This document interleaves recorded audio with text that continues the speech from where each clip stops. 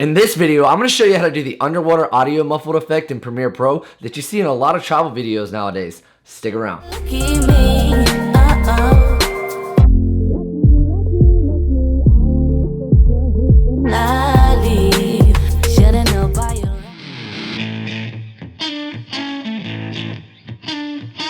Tyler here from Video Editing with Tyler White, and if you want to learn how to edit video like a pro, start now by subscribing and hitting the bell so you don't miss anything. This underwater audio effect can actually really bring your videos to life, and it's actually really easy.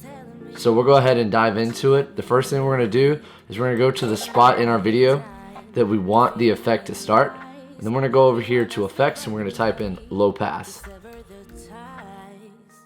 Drag low pass onto your music, and then next you're just going to go to the spot to where you want the effect to start, and then you're going to go back 3 frames. 1, 2, 3. And then I'm going to go over here to cut off. I'm going to press the stopwatch and I'm going to type in 20,000.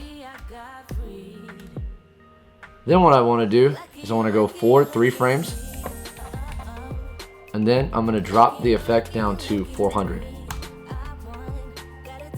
Then I'm going to go to the point in my timeline where I want the effect to end, and I'm going to go back 3 frames.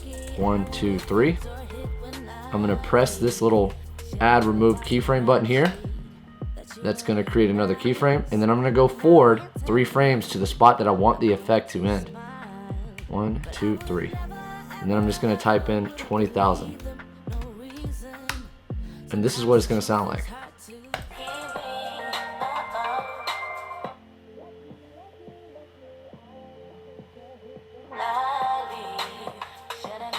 Continue to perfect your skills by checking out this video. Edit like a pro by subscribing and hitting the bell so you don't miss anything. I'll see you in the next video.